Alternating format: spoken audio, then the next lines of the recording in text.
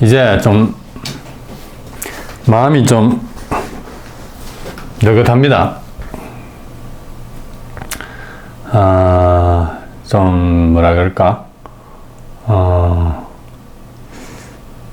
편하다 그러나? 무슨 말이냐면은 꼭 내 바다? 내가 잘 아는 곳?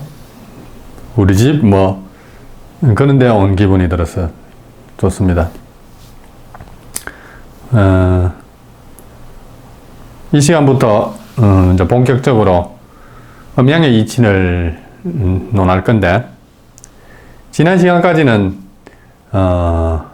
우리말의 기원이라든지, 뭐 물론 완벽하게 다 밝힌 건 아니지만, 그것도 뭐 앞으로 더 상세히 밝혀지겠지만, 또 중국과 동국과의 관계, 그런 좀 역사적 사실에 대해서 논했던 것 같습니다.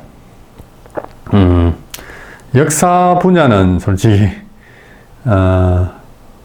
제 전공이라 하기는 좀 그렇죠. 그래서 강의 전개상 하기는 했지만은 그야말로 좀 뭐라 그러나 평소에 익숙치 않은 연장을 만지는 그런 기분이었다고 할까요? 그렇다고 뭐 제가 이미 강의한 내용들이 허술하구나, 추정 정도로 생각하는 건 아니고요. 나름 그래도 뭐라 그럴까,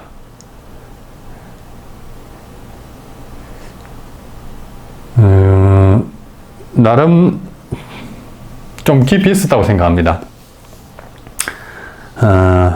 그에 비해서 오늘부터는 좀 역사적 사실보다는 제가 실은 고등학교 때부터 대학교까지 이공계계 통일을 공부했기 때문에 이런 문제에 대해서 다소 좀 편하다 말씀드릴 수 있습니다. 대학 가서 전공한 거는 전자공학을 했는데, 한 2년 하다가 그만두고 지금 여기 이 녹화를 하고 있는 여기로 귀향을 했죠. 딱 맞게 배운 것 같았습니다. 만약에 더 배웠더라면 그쪽 분야로, 그쪽으로 뭐 취직을 하든 공부를 하든 더 나아가서 아마 지금 오늘날의 음양의 이치에 대한 그 지식이나 소양을 가질 수 없을 것 같다는 생각이 듭니다. 그런데 가만히 돌이켜보면은 이 음양의 이치, 이걸 연구하면서 그 전자공학 그 공부를 잘했던 것 같아요. 사실 제가 자연계 계열로 가지 않고 인문계 계열로 가고, 또 자연과학 또는 공대에 가지 않았더라면은 아마 관심도 가지지 않았을 뿐더러 앞으로 논하게 될 그런 내용의 사실들을 전혀 이해하지도 알 수도 없었을 거예요. 그래서 이게 뭐 하늘의 뜻인가 싶기도 하고, 무엇보다도 중요한 것은 음양의 이치를 설명을 해야 되는데, 설사 뭐 음양의 이치를 깊이 깨달았다 하더라도 현대인들에게 설명할 언어라 그러나, 언어가 없고 또 요령이나 방법을 알지 못한다면은 그야말로 공허한 철학으로 남겠죠. 실제로 심지어 이 동양 사회, 동아시아 사회에서도 음양이라 이러면은 뭐 태극, 음양이라 이러면은 뭐 점치는 학문 또는 뭐 좀 잘 봐주면 고대에 아주 뭐 고대인들이 또는 뭐 뭐라 그럴까 철학이나 사상 정도로 취급해주고 사실은 이게 철학이고 사상이기도 하지만은 물질 세계를 설명한 이치거든요. 정신 세계도 뭐 포함되지만은 물질과 정신을 떼어 놓는다는 것도 그것도 참 웃기죠. 정신이 물질에 올라타고 있는 형태인데 그걸 나눠버리면은 본질이 없어져 버리죠. 일본 같은 경우에는 음양사라고 해가지고 음양을 다루는 사람을 음양사라 하는데 그 뭐 귀신 불러오는 사람이더라고요. 귀신 불러오고 귀신 내쫓고 하는 사람. 한국 같은 경우에는 시내에 이래 돌아다니는데 보면은 어떤 가게 그 유리창문에 붙여놨죠. 음양, 철학, 사주, 팔자. 중국 가면은 뭐 기껏 해봐야 태극권, 무술하는 뭐 태극권. 전부 어떻게 보면은 음양의 이치라는 게 조상의 빛난 어린데 동양 삼국이 참 조상에게 죄를 많이 짓는 것 같습니다. 그런 식으로 이렇게 저급 문화로 취급해버리니까요. 그래서는 안 되는데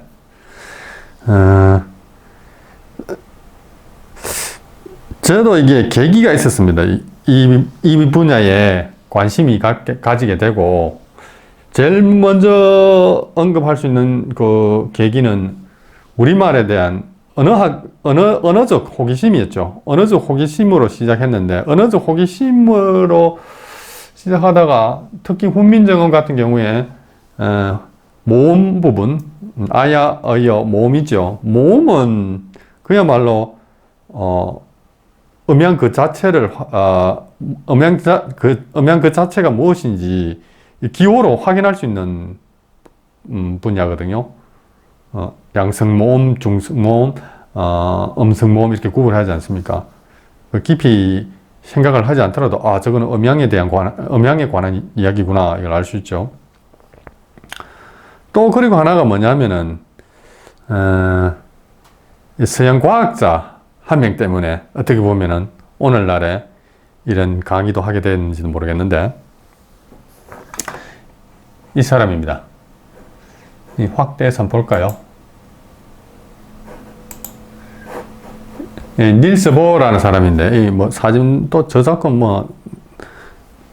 뭐랑 갈란지 모르겠는데 이 사람이 덴마크 과학자고 닐스 보어라고 합니다. 어디 가버렸나?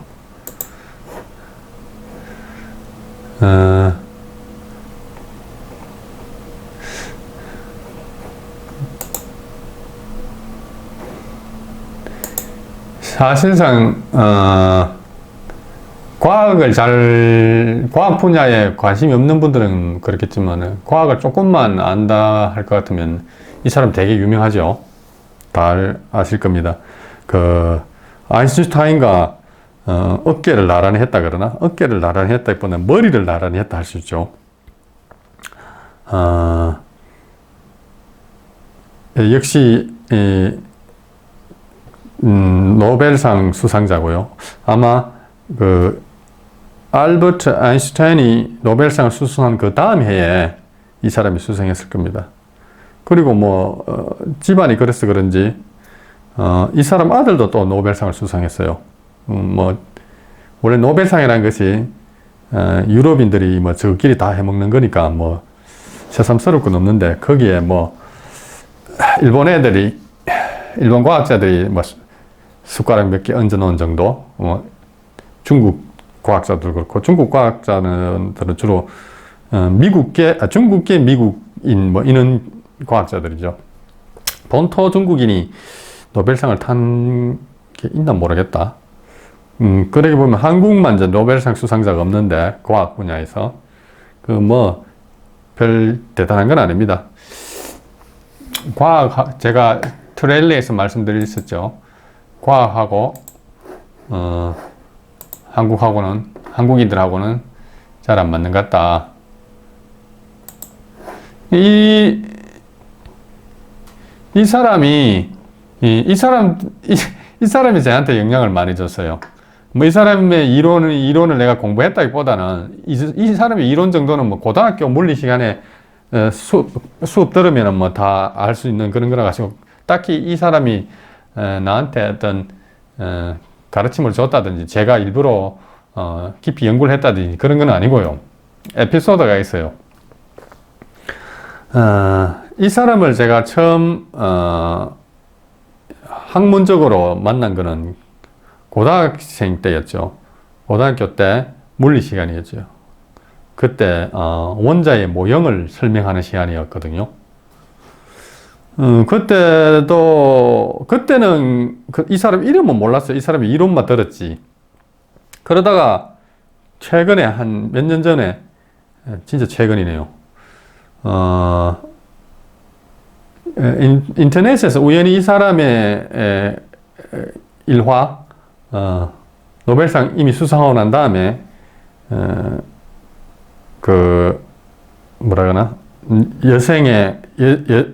나머지 여생 중에 아주 주목할 만한 이야기가 있더라고요. 그게 뭐냐 하면은, 이 사람, 태극 사상에 아주 심취한 사람입니다, 이 사람. 좀 이상하죠? 노벨상까지 받은 서양 과학자가 태극 사상에 심취했다는 게. 이 사람이 양자역학의 아버지라 할 수 있는 사람인데, 창시자라고도 하는데, 창시자는 좀 심한 말이죠. 왜냐면 이 사람이 애들 같이 연구한 사람이 많으니까. 어쨌든 그 양자역학이라는 학문에 아주 중요한 역할을 한 사람입니다. 그래서 이 사람이 열었다 할 수 있는데, 양자역학이라는 것을. 양자역학을 조금 공부해 본 사람들은, 나중 가면 결국은 이렇게 돼요.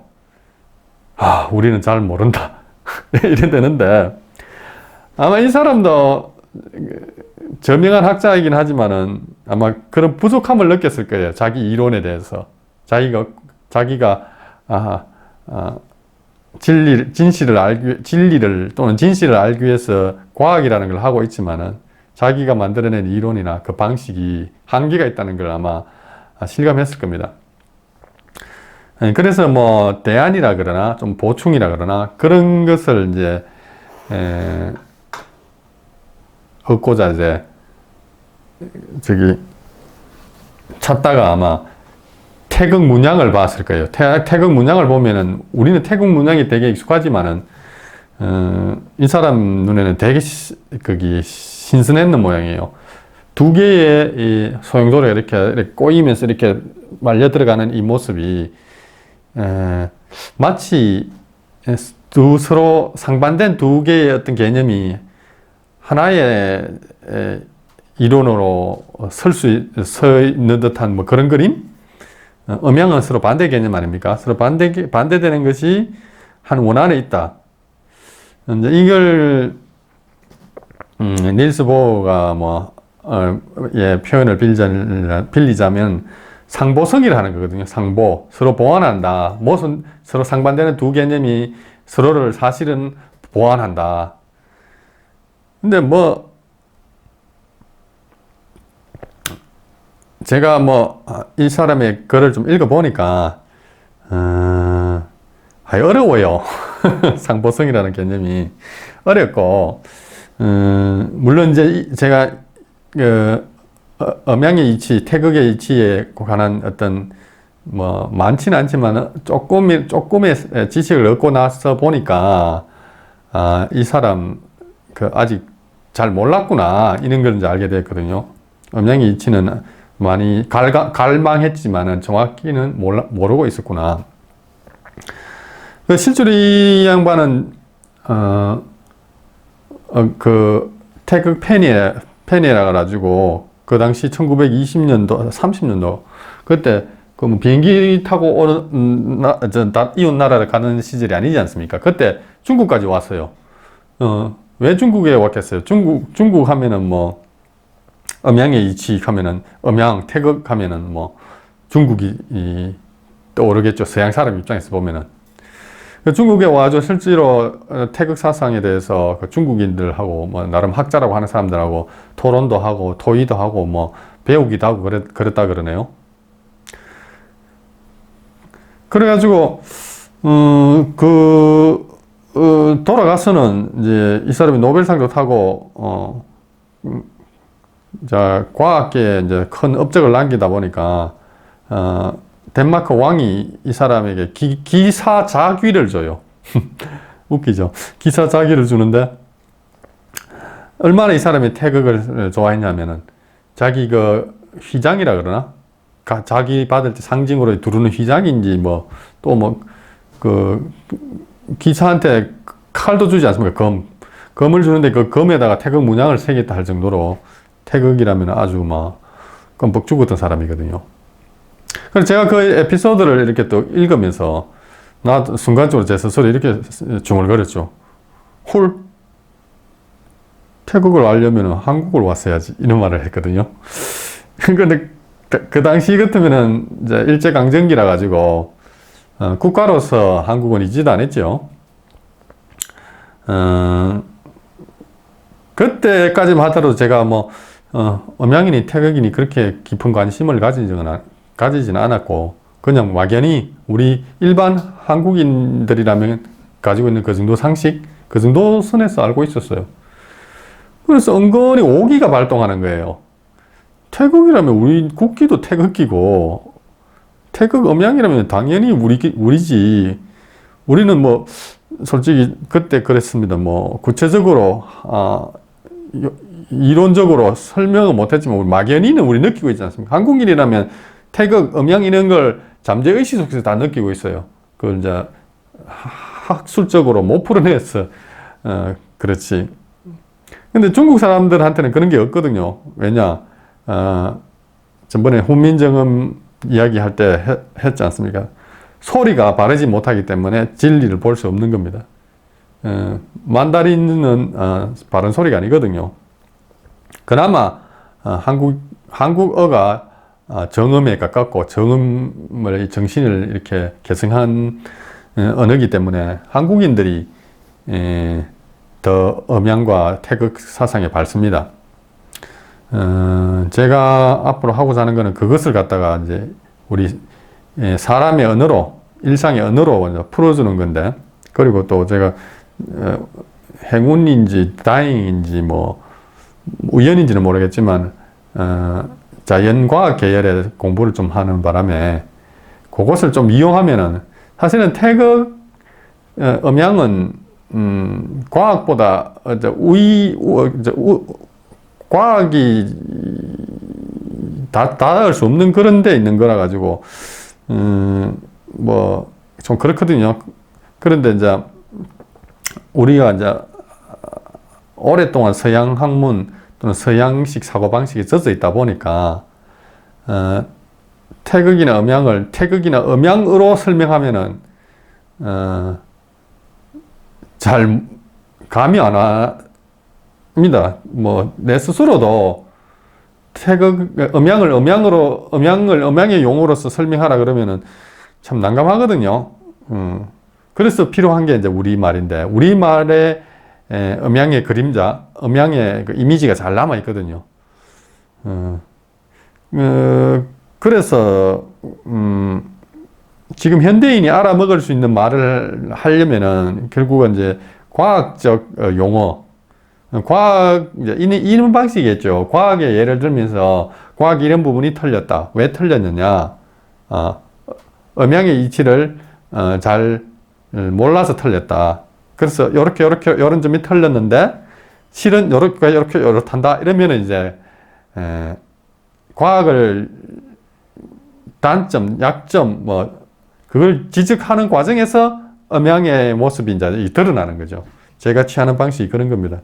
우리 현대 한국인들에게는 그럴 수밖에 없습니다. 뭐 이미 서양식 사고방식, 서양식 학문에 100년도 넘게 노출이 되어 있기 때문에 뭐 어쨌든 어디로 가든 서울만 가면 되니까요. 그렇습니다.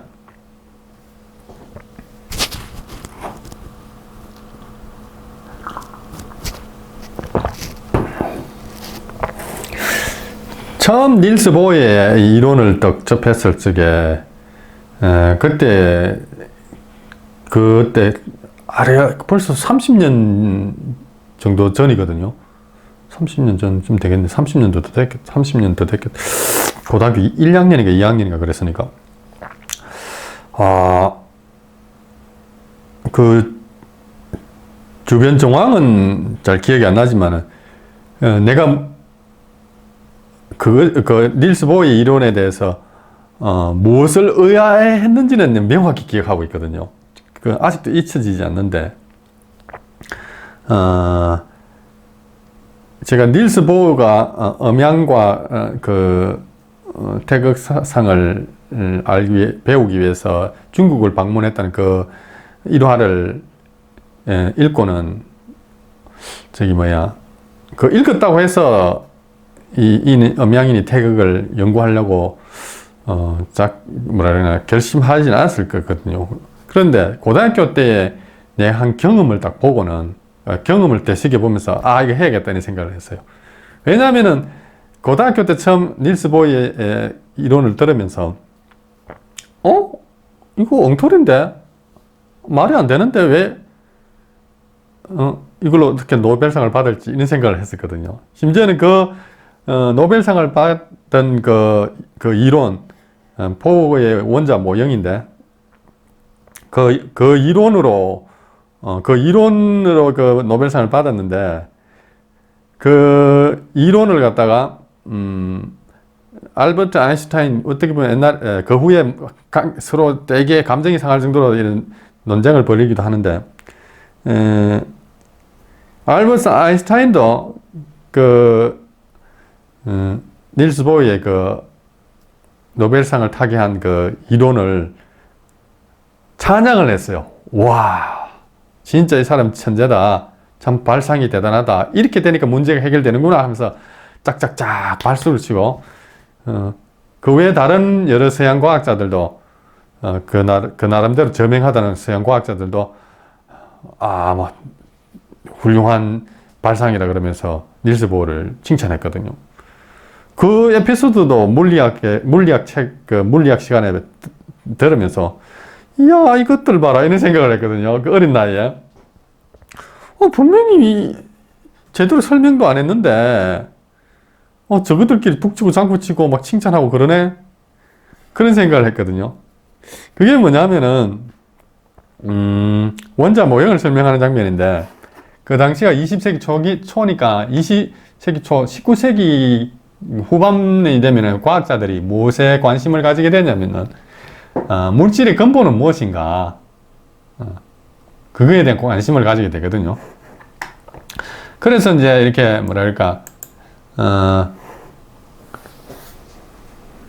톰슨이라는 잉글랜드 사람이죠. 톰슨 이름 딱 들으면 편합니다. 톰슨이라는 과학자가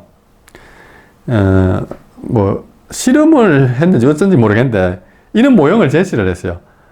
모든 물질은 원자라는 아주 기본 입자로 되어 있다. 아주 작은 입자, 눈에 보이지도 않고 현미경으로도 안 보이는 아주 작은 입자. 그걸 원자다. 영어로 아톰이고 지금 우리말로는 원자, 즉 근본이 되는 입자다 이런 뜻이죠. 자, 아톰인데 이렇게 제시를 했어요. 플러스 전기가 이렇게 플러스 전기를 띤 어떤 공이 있으면 공같이 생기는 입자가 있으면은 거기에 마이너스 전기를 띤 전자라 요즘은 전자라 보는데 그때는 전자라는 이름이 있었는지 모르겠는데 이렇게 박혀 있다 이렇게 생각했어요. 그래서 음과 양이 조화를 이루어 가지고 물질을 이렇게 구성하고 있다 이렇게 봤거든요. 저게 이제 톰슨 모형인데 그러다가 어떤 과학자가 또 연구를 하다가 새로운 사실을 발견했죠. 사실은 저 톰슨 모형 저게 원자의 실제 모양이 아니더라 하면서 나온 게 뭐냐면은 이건데 볼까요? 이런 거였거든요. 러드퍼드 발음이 맞나 모르겠다. 러드퍼드라는 과학자가 아까 이렇게 양의 전기를 띤 어떤 물체가 있으면 거기에 전자가 박혀 있는 것이 아니고 가운데 핵이 있는데 핵에 플러스 전기를 띤 물체가 있고 그 주변에 조그만한 마이너스 전기를 띤 입자들이 이렇게 막 파리처럼 날아다닌다. 이렇게 설명한 거예요. 그러니까 중간에 있는 얘는 핵이고 주변에 돌아다니는 얘들은 이제 전자라 그랬거든요. 그 전자라고. 그렇게 핵과 전자 사이에는 텅 비어 있다. 막 이렇게 주위를 이렇게 막 돌고 있어가지고 텅 비어 있다. 딱딱한 게 꽉 차 있는 게 아니다. 이제 이걸 발표했거든요. 그 톰슨도 노벨상을 받은지 모르겠는데 이 러드퍼드도 아마 노벨상을 받았을 겁니다. 이걸로 뭐 저끼리 다 해먹는 거죠. 이랬는데 이제 문제는 이렇게 핵이 있고 핵 주변을 이렇게 막 전자들이 돌아다니는 것까지는 좋은데 이 러드퍼드 모형의 아주 치명적인 약점이 뭐냐면은 우리 다 알지 않습니까? 플러스 전기가 있고 마이너스 전기가 있으면은 플러스 전기와 마이너스는 서로 끌어당긴다는 거. 그렇죠? 실제로 원자 내의 플러스 전기, 마이너스 전기는 아주 좁은 공간이기 때문에 아주 강력합니다. 서로 간에. 그렇게 되면은 바깥에서 막 날아다니는 전자가 끌려갈 것이다.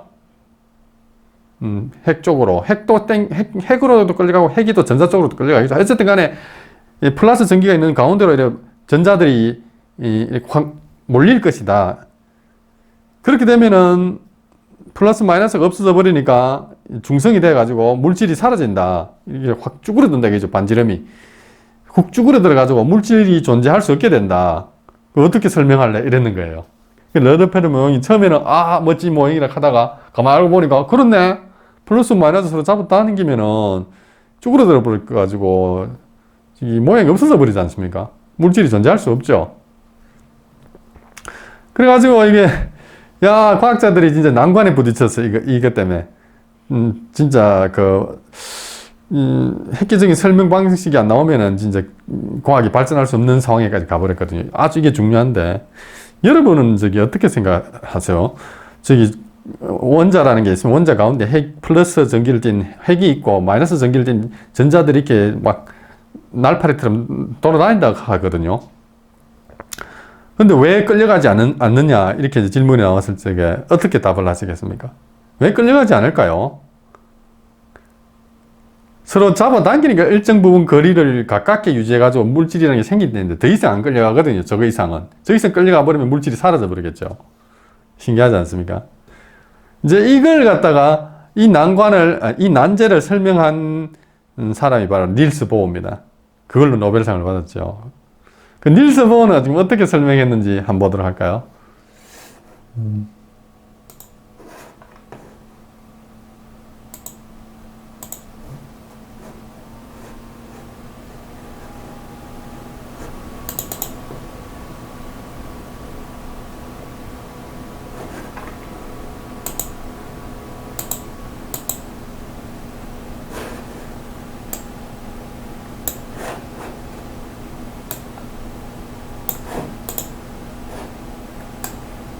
사실 닐스 보어가 실험을 통해서 알아낸 건데 실험 일일이 다 설명하면 골치 아프고요. 우리 평상시의 언어를 가지고 좀 설명하면은 이 사람은 수소 기체를 가지고 연구를 했다 그러는데 실험을 했다 그러는데 이런 거거든요. 음극선이라는 관이 있어요. 관이 있는데 음극선이 뭐냐면 텅 빈 진공입니다. 진공에 이쪽 편에는 플러스 단자가 있고 저쪽 편에는 마이너스 단자가 있어요. 그래서 플러스 단자와 마이너스 단자에는 아무것도 없는 진공이죠. 여기에 이 두 플러스 단자, 마이너스 단자에 강력한 전압을 걸면은 거기서 뭐가 빛이 찌지지 번개처럼 찌지지 이렇게 빛이 나오거든요. 그걸 음극선이라 하는데, 그게 이제 나중에 밝혀진 거지만은 그게 이제 전자가, 아까 그 핵 주위에 전자가 돈다 그러지 않습니까? 전자가 이렇게 튀어나간 거라 그러거든요. 그 음극선이라는 게. 근데 거기에다가 수소 기체를 넣으면은, 그 전자가 수소 기체를 통과하면서 수소 기체가 들뜨게 만들어요. 막 들뜨다가 다시 깔아앉으면서 이제 빛을 내거든요. 그 진공에서 내는 빛하고 또 색깔이 다른 빛을 낸다고 합니다. 그 빛을 내는데 그 빛을 관찰한 거죠. 보어가 빛을 관찰해가지고 그 빛들의 그 주파수를 이렇게 측정했거든요. 빛의 색깔을 측정한다는 게 바로 주파수를 측정한다는 거와 똑같은 겁니다. 근데 재밌는 거는 거기 나오는 빛들의 주파수가 빛들이 막 여러 종류, 그러니까 뭐 몇 헤르츠부터 몇 헤르츠까지 막 골고루 막 이래 나오는 게 아니고 특정 주파수의 빛만 띠리리리리리리리리리 나오는 겁니다. 그래서 보고가 이제 그걸 보고는 이것 봐라 해가지고 이제 어떻게 생각했냐면은 빛이 왜 나오는가를부터 먼저 생각했어요. 이 양반이 빛이 왜 나오는가를 생각해보니까 이미 자기 나름대로 그림을 그렸죠. 원자 내에 핵이 있으면은 이 전자들이 날파리처럼 막 이렇게 아무데나 돌아다니는 게 아니고 일정한 뭐라 그러나 핵과의 일정한 거리를 유지한 그 궤도가 있는데 그 궤도를 돈다. 이렇게 궤도로 움직인다.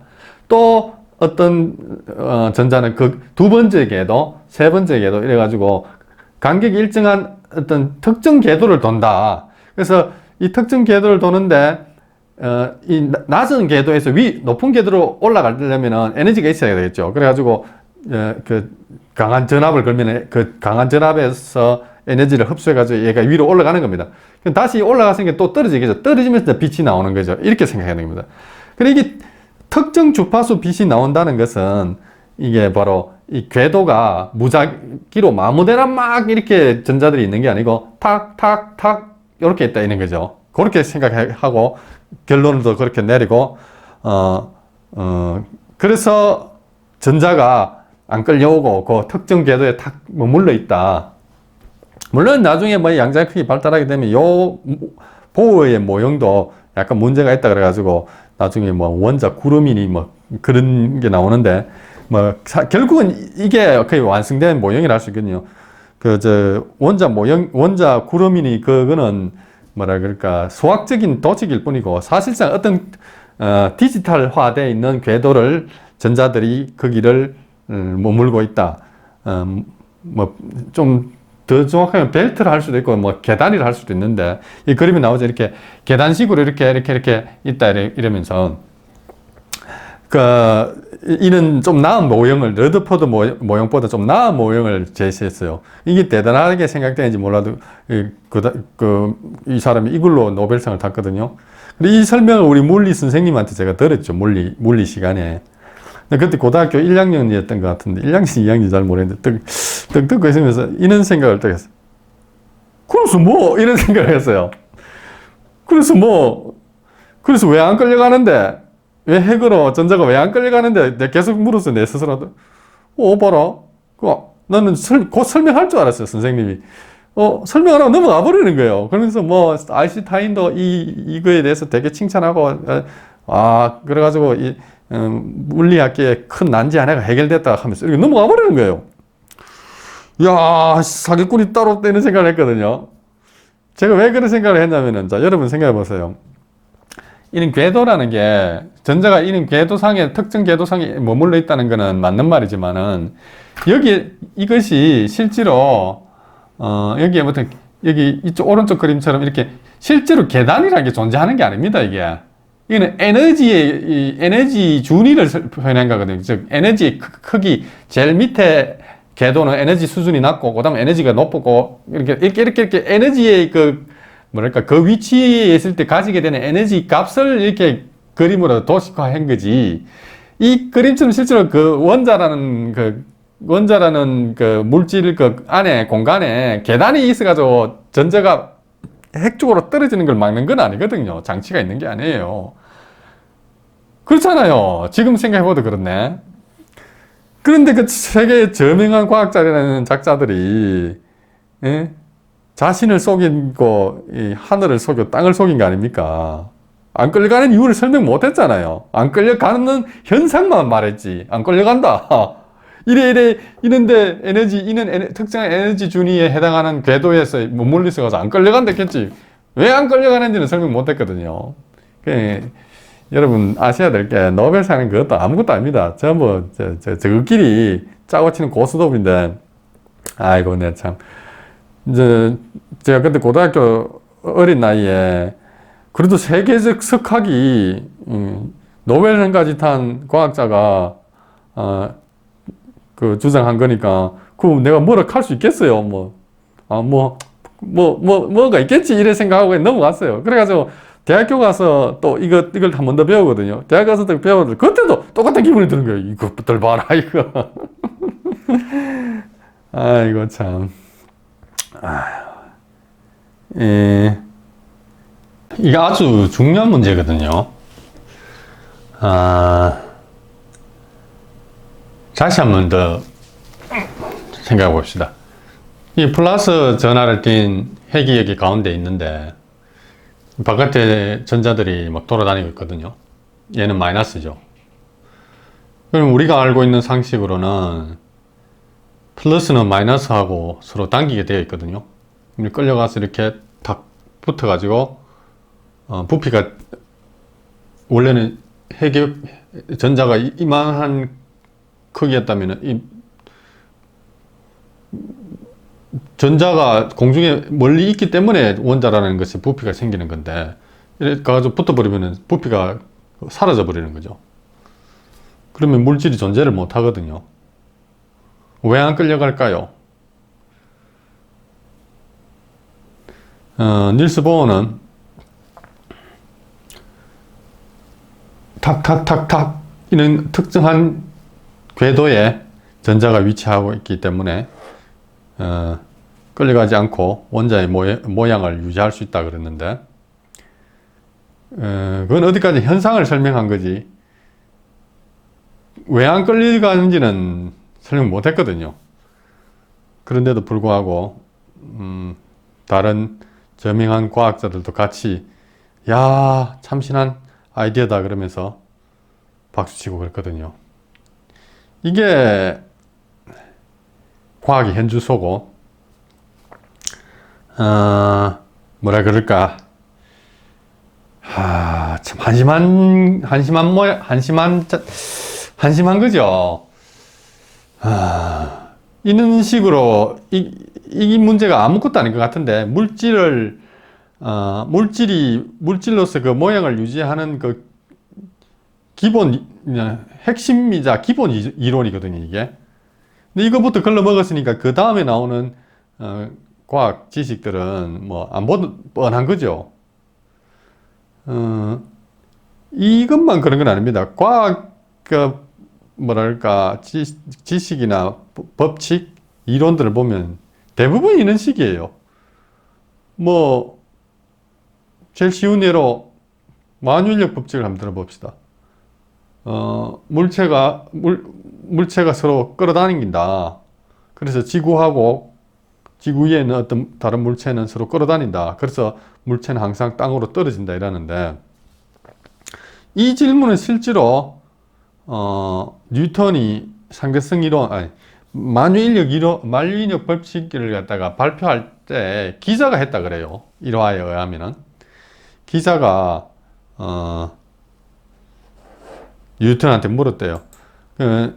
모든 물체가 서로 당기는 것까지는 알겠는데, 어떤 방식으로, 어떤 메커니즘에 의해서 그게 서로 끌리냐, 이렇게 물으니까, 뉴턴이 그랬어요. 그건 나도 모른다. 끌리는 현상만 나는 안다. 그죠? 근데 그거를 자기, 이름을 갖다가 만유인력 법칙이라 그래가지고 마치 지가 뭐 대단한 걸 발견한 것처럼 말하거든요. 또 실제로 물체와 물체 간에 당기지도 않아요. 물체가 땅에 떨어지는 거는 서로 당겨서 떨어지는 게 아닙니다. 그것도 곧 설명하겠습니다. 과학 법칙 지식이라는 게 전부 이런 식이에요. 그러다 보니까 그래서 아마 요즘 현대 물리학을 보면요, 대단히 어려워요. 너무 어려워서 우리 일반인들은 접근 자체가 안 돼요. 그래서 저것끼리 뭐 그것도 기득권이라 여기는지 모르겠는데 저끼리 다 헤쳐먹는 거죠.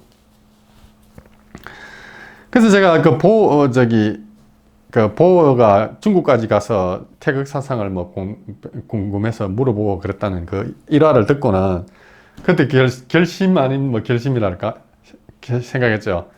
야, 이거 잡아떨어야겠다. 이거 그냥 두면 안 된다. 이거 내가 걸어야겠다 이런 생각을 했거든요. 좀 이제 이거는 좀 속된 표현이고 좀 고상하게 말해서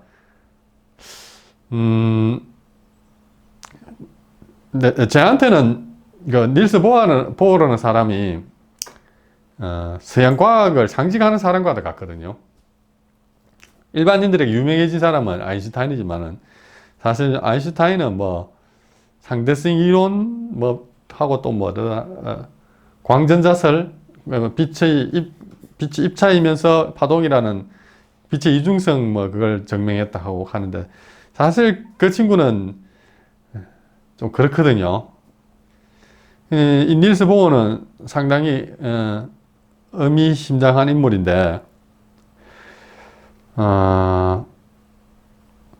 그런 사람이 우리 동양, 우리 한국의 사상, 태극 사상을 궁금해했다. 그러면 태극 사상을 또는 음양의 이치를 제대로 한번 가르쳐야겠다. 이런 생각을 했어요. 가르쳐줘야지. 그렇게 알고 싶어 하는데, 중국까지 왔는데, 지금은 죽고 없지만은, 뭐, 과학의 상징과도 같은 인물이니까,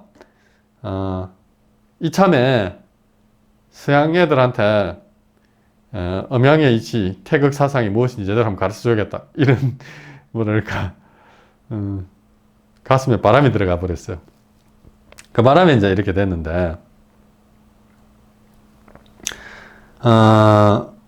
땅이 운 좋게도, 상당한 이제 성과가 있었어요. 닐스 보어가 지금 살아있다면은, 닐스 보어에게 한 하루 종일 정도는 강의해 줄 수 있는 내용은 되거든요. 사실 닐스 보어가 그 이후에 발표한 여러 가지 이론이나 글들을 읽어보면은 상당히 많이 접근했어요. 결정적인 데서 미치지 못했지만은 참 기특하다 싶을 정도로 많이 접근했어요. 이 닐스 보어는 아인슈타인과의 그 논쟁으로 유명한데, 닐스 보어는 양자역학의 그 아버지 같은 사람이고, 아인슈타인은 상대성 이론을 창시한 사람이죠. 무엇에 대해서 논쟁을 했냐면은 그 양자역학의 불확실성의 원리라는 게 있거든요. 아인슈타인은 그게 야 그런 게 어딨냐, 기면 기고 아니면 아니지. 확률이 어딨냐, 확률, 존재의 확률이 어딨냐. 그리고 그 불확실성의 원리라는 게 간단히 말하면 그거거든요. 우리가 어떤 대상을 정확하게 명확하게 알 수 없다 이런 거거든요. 확률적으로 알 수 있다 이거죠. 좀 뭐 그쪽 동네 표현으로 말하면은 어떤 물체가 있으면은 뭐 작으면 입자가 되겠죠. 입자가 있으면은 운동량과 위치를 동시에 알 수 없다. 이런 식으로 표현하거든요. 운동량과 그 입자의 위치를 동시에 알 수 없다는 말은 입자가 어디 있는지 정확히 알려고 노력하다 보면은 그 입자가 얼마나 빨리 움직이는지는 빨리 움직이는 거는 정확히 알 수 있게 되고, 얼마나 빨리 움직이는지를 알려고 측정하면은 위치가 모호해진다 이런 말이거든요. 그거 양자역학의 핵심이죠. 그래서 뭐 심지어는 뭐 무엇이 여기에 존재하는데 90 몇 퍼센트의 뭐 확률로 존재한다 그러고. 그리고 문제가 뭐냐면은 이 양자역학하고 상대성 이론이 이 현대 과학의 두 뭐라 그럴까 그 두 기둥과 같은 건데, 기둥이 되어서는 안 되는데 사실은 상대성 이론 같은 경우에는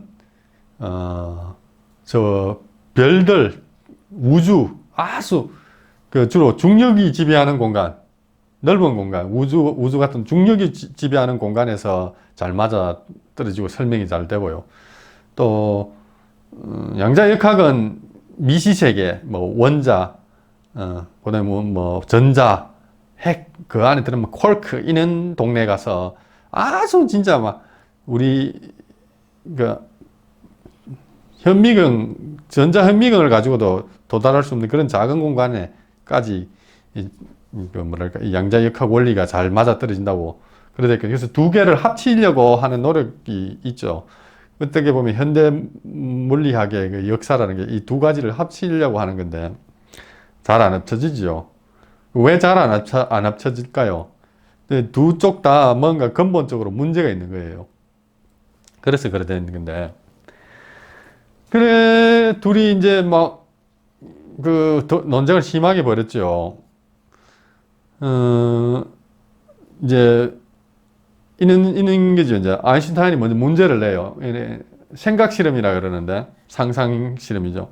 가상에 이제 실제로 그런 실험을 할 수 없으니까요. 삼각 속에서만 할 수 있는 건데, 이렇게 해서 이렇게 하면은 물질의 위치와 그 운동량, 즉 속도를 동시에 알 수 있다.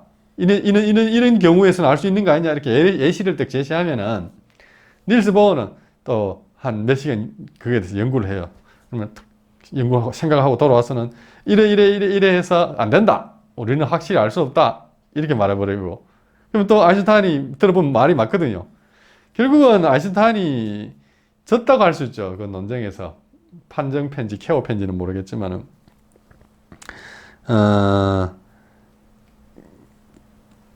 그래서 뭐 그 유명한 말 있지 않습니까? 확률이라니 하면서 그 한 말, 신은 주사위를 던지지 않는다는 그런 말.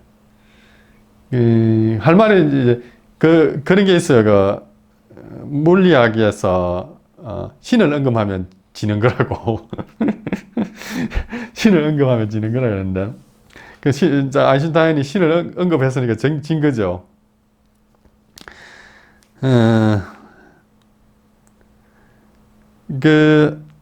이 아인슈타인은 사람은 죽을 때까지 그러니까 이뤄내려고 했던 게 뭐냐면은 이 자연계에는 힘이 네 가지 존재하는데 그 네 가지 존재하는 힘을 하나로 묶을 수 있는 방정식, 공식 이걸 찾는 거였거든요. 그래서 들리는 일화에 의하면은 이제 마지막 순간까지도 노트하고 연필을 들고 있었다 그러거든요. 그 찾아내 보려고. 그러다가 꼴꼬닥 이제 숨을 거뒀는데 결국 못 발견했죠. 지금 현대 물리학의 역사라는 게 그겁니다. 이 네 가지 힘을 하나로 묶는 거. 네 가지 힘이라는 게 전자기력, 강한 핵력, 약한 핵력, 그 다음에 중력이죠. 그런데 이게 표준 모형이라 그래가지고 뭐 전자기력하고 핵력, 강한 핵력, 약한 핵력 이 세 개는 하나로 어느 정도 묶었거든요. 근데 뭐랄까 중력이 이렇게 묶이지 않고 있는데 음양이치에 이게 다 나옵니다. 이런 거 다 나오는데 음양이치는 이것보다 더 간단해요. 힘은 네 가지가 아니고 하나입니다. 힘은 힘이지 뭐. 힘 넘버 원, 힘 넘버 투가 어디 있어요? 힘은 힘이지. 힘이고 다 음양의 작용에 의해서 일어나는 현상들입니다. 특히 어떻게 보면은 이 네 개의 힘, 네 가지의 힘이 모양을 달리해서 그렇지 사실은 다 전자기력이죠. 중력도 전자기력이고 물론 음양의 작용에 의한 힘이지만은 현대 용어를 쓰자면 굳이 쓰자면 그렇다 그럽니다. 그 다음에 핵력, 강한 행력, 강한 행력, 약한 행력은 그것도 전자기력입니다. 전자기력이고 좀 더 좀 정확히 말하면은 우리의 우리의 그 인지 능력이 부족해 가지고 우리가 얼떨결에 있지도 않는 걸 만들어낸 그런 힘이라 할 수 있어요. 그 다음 시간에 제가 이게 대해서 왜 그런지를 자세하게 설명할 겁니다. 그 이제 어떻게 보면은 우리가 사는 이 세상은 생각보다 단순하고 간단한데 문제는 단순하고 간단한 이 세상을 세상에서 일어나는 모습들을 유발하는 그 현상은 유발하는 그 근본 그 작용은 간단하지 않거든요. 그 배후에 있는 그 작용은 우리 이성으로서 추적이 잘 안 돼요. 못 따라가는 거죠. 우리가 쉽게 말해서 우리가 머리가 나빠가지고 그 정도로는 안 된다 이거죠.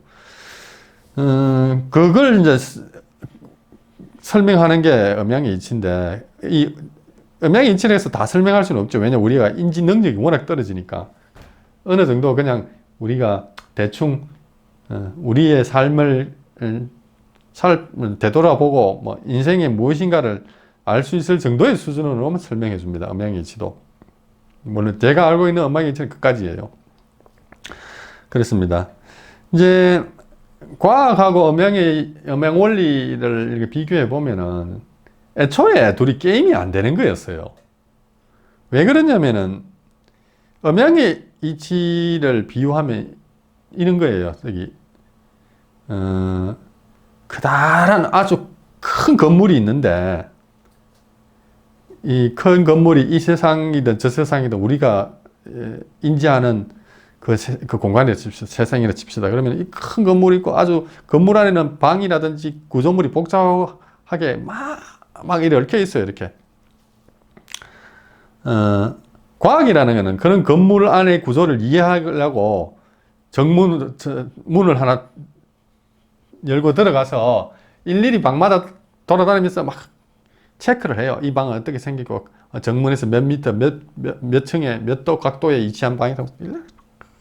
방 개수마다 수만 개 되는 큰 건물인데 그런 식으로 막 방 구조를 이제 이해하는 거예요. 결국 이해가 되겠습니까? 죽기 전에는 이해 못 합니다. 시간적으로 부족하고. 그리고 너무 그 구조가 복잡하고 그 스케일이 커서, 그런 식으로는 안 되죠. 음양의 이치라는 걸 학문적으로 보면은 뭐냐면은 그 크고 복잡한 건물에 설계도면을 가지고 있는 겁니다. 쉽게 말해서. 설계도면을 딱 보고, 여기서 어디로 가면 어째 하면 이런 방이 있고, 여기 이런 베란다가 있고, 이렇게 보는 거죠. 그게 음양의 이치입니다. 어떻게 보면은, 우리 선조들이 태극과 음양 이 개념을 개발해냈는데, 새로 없는 걸 만들어냈다기보다는 그분들은 마치 어떤 관점에서 이 세상을 설명하냐면은 창조주가 계시다면은 창조주가 이 세상을 만드는데 옆에 따라다니면서 이렇게 보고 본 사람처럼 설명을 해요.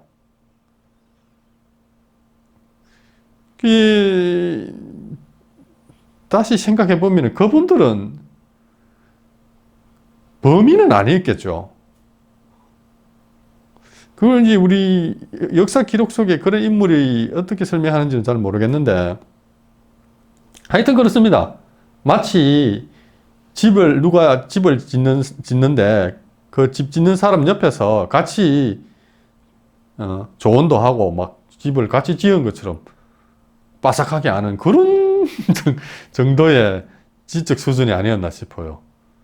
그래가지고 뭐 어떻게든 지금은 그때 원류는 뭐 어떻게 된지 모르지만 어쨌든 지금 그분들이 남겨놓은 그것들이 파편들이 우리 말 속에 남아 있어가지고 우리 말을 유심히 잘 관찰하면요, 이 세상의 작동 원리라든지 물질이 무엇이며 현대과학, 특히 상대성 이론이나 양자역학에서 둘 다 중요한 게 뭐냐면 빛이라는 거거든요. 빛은 전자기파라 그러는데, 이 빛이 굉장히 중요한 개념인데, 빛이 무엇인지, 물체가 왜 떨어지는지, 이런 거에 다 설명하거든요.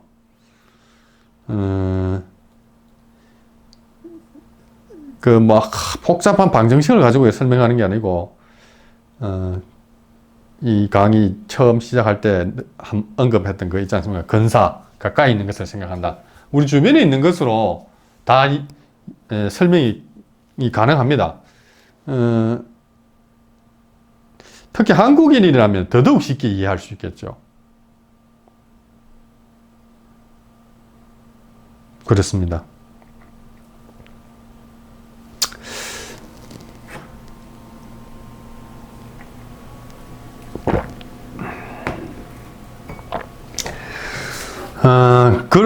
그렇게 해가지고 이렇게 물질 세계 또는 우리가 사는 세상 공간, 기타 등등의 과학에서 아주 밝히고자 하는 그 비밀들, 이런 걸 어느 정도 알 수 있는데, 그러고 나면은 이제, 더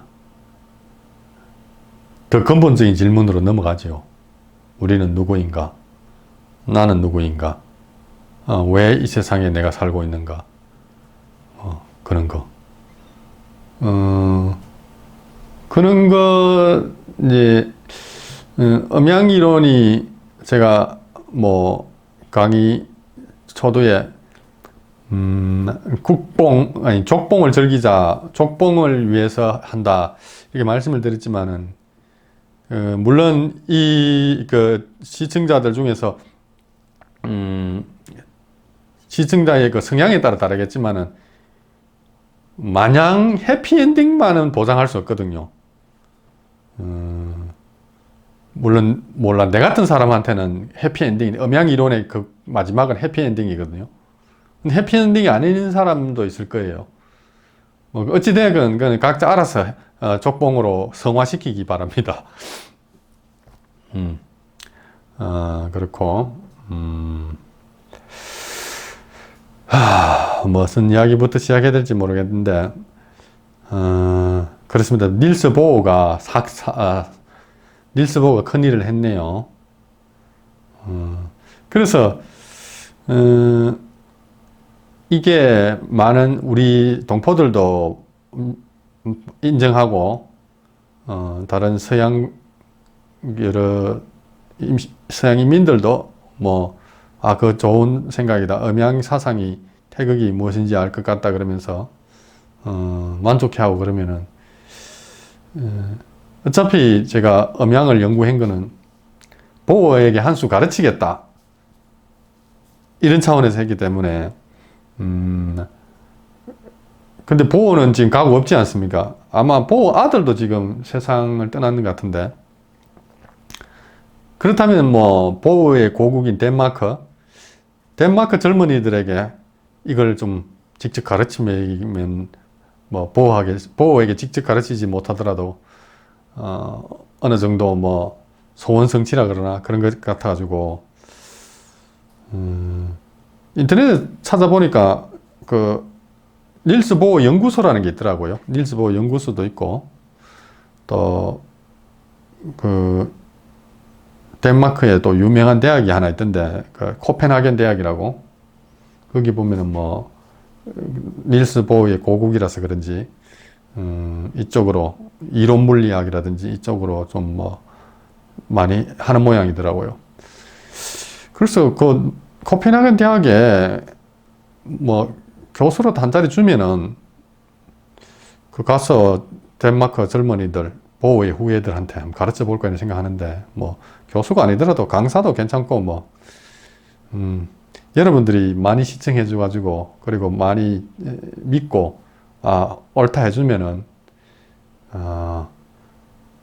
서양인들에게 진짜 음양의 이치를 제대로 한번 가르칠 수 있을 것 같은데, 음양의 이치를 제대로 가르치려면 또 한국어가 필수거든요.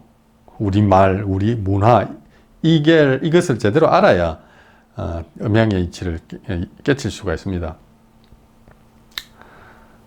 이 조그만, 사실은 별 소망 없이 살다가 말년에 이거, 그런 거 한번 하고 싶다는 꿈을 꾸게 됐는데, 사실 뭐, 음양의 이치를 구체적으로 알지 못했지만, 막연하게나마 잠재의식 속에서 저는 좀 알고 있었다고 그래야 되나? 그랬는데, 그러다 보니까 인생이 아주, 뭐라 그럴까, 재미없다 그러나, 이미 뭐, 끝장을 봐버렸으니까, 뭐, 막장 드라마, 막장을 보고 나면 재미없지 않습니까? 그래서 뭐 좀 삶이 지루하고, 뭐, 사실 제가, 제일 좋아하지 않는 단어가 한국어 중에서 행복이란 단어인데, 음양의 이치를 이렇게 어느 정도 뭐, 사실 제가 뭐, 저도 아주 초보적인 수준이지만은 좀 알고 나면요. 이 세상에 행복이라는 건 없구나. 이런 생각을 하게 되더라고요. 행복이라는 건 없고, 뭐, 노동이죠, 노동. 안 죽기 위해서, 안 굶어 죽기 위해서 하는 노동. 또는 뭐, 욕망을 쫓아서 살다 보니까 또 노동을 해야 되고, 노동을 안 하고 또 욕망을 충족시키려고 하다 보니까 죄를 짓고 뭐 범죄하고 사기치고 그런 거고, 그게 우리 인생 아닙니까? 참 허무하다는 생각이 막 드는데, 그런데 뭐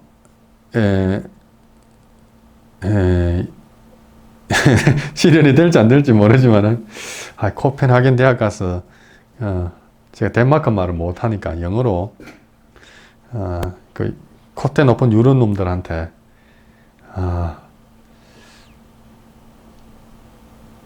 이 세상은 어떻게 생겼다, 뭐 그런 거 가르쳐 보면 멋있을 것 같네요. 근사하겠지요.